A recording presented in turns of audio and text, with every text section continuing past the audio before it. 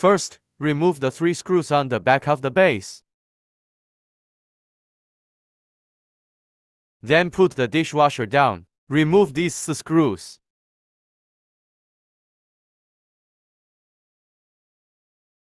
It's got 2 lines on the inside. Pull it out.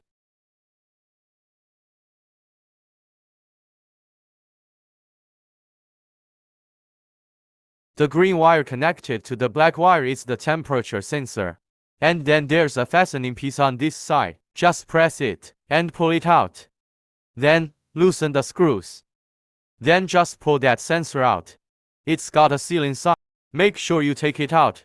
Then replace the sensor with a new one. The sensor then tightens the screws. Then just connect the terminals. Then put the bottom cover back on.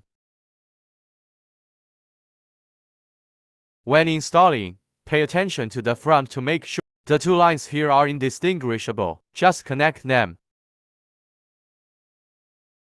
Tighten the screws. Then the installation is complete.